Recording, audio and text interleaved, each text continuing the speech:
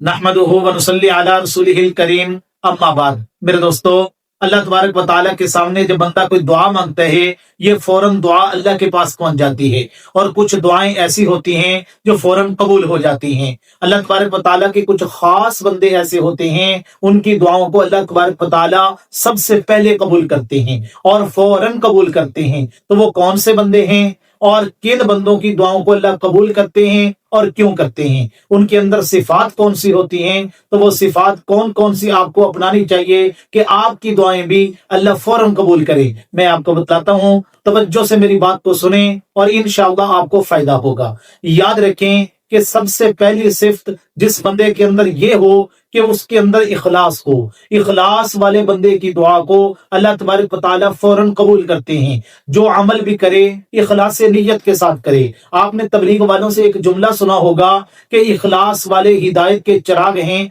इनकी वजह से अल्लाह तबारक व तआला बड़े बड़े फितनों को दूर कर देते हैं। याद रखें, इखलास के साथ एक खजूर को अल्लाह के रास्ते में आप सदका करेंगे ना, इस इखलास की बुनियाद पर अल्लाह तबारक व तआला इसका सवाब बढ़ा चढ़ाकर आपको ओहद पहाड़ के बराबर अता करेंगे। अल्लाह के नबी अलैहिस्सलाम ने फरमाया, इन्नमल आमालु बिन्नियात, आमाल का दारो मदार इंसान की नीयत पर होगा। रसूलुल्लाह सल्लल्लाहु अलैहि वसल्लम ने इरशाद फरमाया, हदीस का मफहूम यह है, क़यामत वाले दिन अल्लाह तबारक व तआला एक सखी को अपने सामने बुलाएंगे। जो मालदार होगा, बड़ी सखावत उसने दुनिया में की होगी। अल्लाह तबारक व तआला फरमाएंगे, तूने सखावत क्यों की? कहेगा, या अल्लाह तेरी रजा के लिए, तुझे खुश करने के लिए मैंने माल गरीबों में तकसीम किया। अल्लाह फरमाएंगे, नहीं नहीं, तू तो झूठ बोलता है, तूने तो माल इसलिए खर्च किया था कि लोग कहें ये बड़ा सखी है, लोग कहें ये बड़ा मालदार है, लोग कहें ये तो बड़ा अल्लाह के रास्ते में खर्च करने वाला बंदा है। तूने लोगों को दिखलावे के लिए ये काम किए थे, लिहाजा जिस मकसद के लिए किए थे वो तो मकसद पूरा हो गया।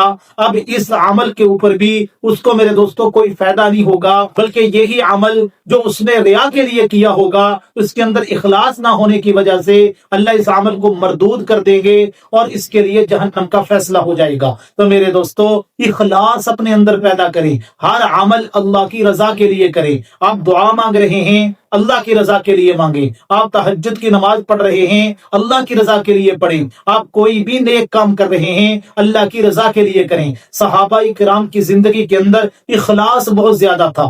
अमीरुल मोमिनीन हजरत सैयदना अबू बकर सिद्दीक रज़ियल्लाहु ताला अन्हु के बारे में आता है, जब वो वक्त के खलीफा थे, रात के वक्त एक बूढ़ी अम्मा थी जो नबीना थी, जिनको नजर कुछ नहीं आता था, ज़ईफ थी।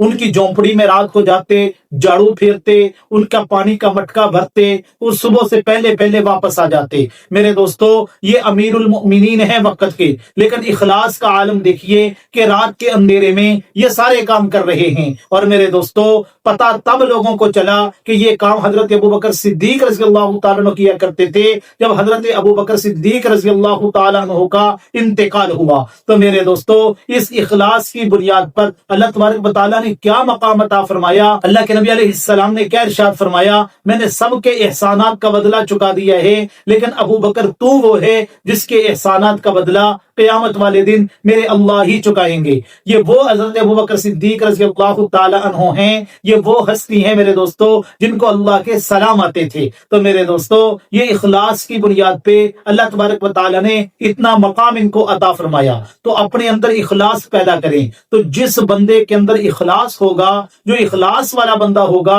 जब वो दुआ के लिए हाथ उठाएगा, अल्लाह उसके हाथों को खाली नहीं लुटाएंगे, उसकी दुआ को फौरन कबूल कर लेंगे। अल्लाह तबारक व तआला इन बातों को समझने की तौफीक अता फरमाए।